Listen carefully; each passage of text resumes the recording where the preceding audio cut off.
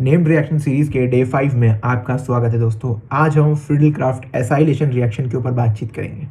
Friedel-craft acylation reaction ये एक electrophilic substitution reaction होता है जिसमें एरोमेटिक कंपाउंड्स जैसे कि बेंजीन की रिएक्शन एसाइल क्लोराइड के साथ अपन कराते हैं in presence of AlCl3 as a catalyst, जिससे हमको प्रोडक्ट में एरोमेटिक कीटोन्स मिलते हैं। बेंजीन को एक एरोमेटिक कंपाउंड इसलिए कहा जाता है बिकॉज बेंजीन का साइक्लिक स्ट्रक्चर है, इसका हर एक एटम sp2 हाइब्रिडाइज्ड है, इसलिए इसमें प्लेनरिटी प्रेजेंट है। बेंजीन रिंग में कॉन्जुगेशन भी प्रेजेंट है बिकॉज इसमें ऑल्टरनेट डबल बॉन्ड प्रेजेंट है। एज अ रिजल्ट इसमें रेजोनेंस की फिनोमिना भी देखने के लिए मिल जाती है और ये हकल रूल को भी फॉलो करता है बिकॉज इसके पास 4n+2 इलेक्ट्रॉन्स भी है। अगर आप इसके डबल बॉन्ड के इलेक्ट्रॉन्स को गिनो तो वो आते हैं आपके 6, इसलिए यहाँ पे हकल रूल भी फॉलो हो जाता है। अब यहाँ पे देखो रिएक्शन कैसे होता है।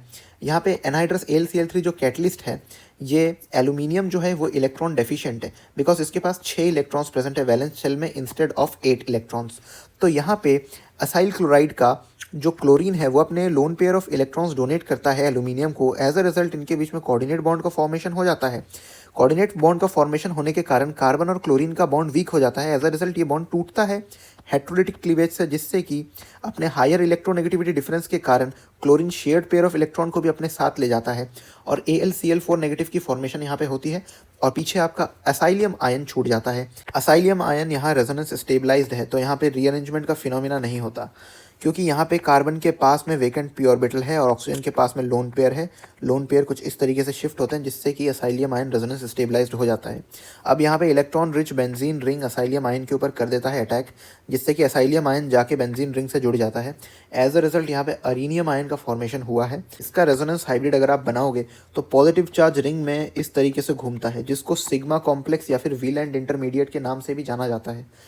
यहाँ पे अरीनियम आयन के फॉर्मेशन से ये जो कार्बन है ये sp3 हाइब्रिडाइज्ड हो गया है, जिससे कि एरोमेटिसिटी बेंजीन रिंग की लॉस्ट हो गई है। अब एरोमेटिसिटी को रीगेन करने के लिए जिस कार्बन से जाकर के असाइलियम आयन जुड़ा है उसका हाइड्रोजन अगर यहाँ पे अपने इलेक्ट्रॉन डोनेट करके H पॉजिटिव आयन के फॉर्म में बाहर निकले तो ये कार्बन भी sp2 हाइब्रिडाइज हो जाएगा, यानी कि बेंजीन रिंग अपनी एरोमेटिसिटी को गेन कर लेगा।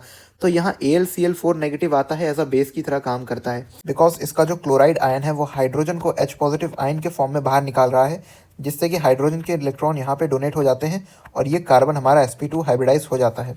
तो बेंजीन ने अपने एरोमेटिसिटी गेन कर ली, हमें एरोमेटिक कीटोन्स मिल गए, साथ में बाय प्रोडक्ट में HCl और AlCl3 भी मिल जाता है। यहाँ पे अगर आप बेंजीन रिंग की रिएक्शन CH3COCl के साथ कराएं इन प्रेजेंस ऑफ एनहाइड्रस AlCl3 तो आपको एसीटोफिनोन मिल जाएगा और टॉल्विन की रिएक्शन अगर आप कराओगे तो आपको पैरा सब्स्टिट्यूटेड और ऑर्थो सब्स्टिट्यूटेड प्रोडक्ट मिलेंगे बिकॉज यहाँ पे CH3 अपने प्लस M इफेक्ट के कारण इलेक्ट्रॉन डेंसिटी को ऑर्थो और पैरा पे इंक्रीज करता है, जिससे कि आपको 2 प्रोडक्ट मिलते हैं मगर मेजर आपका पैरा ही बनेगा।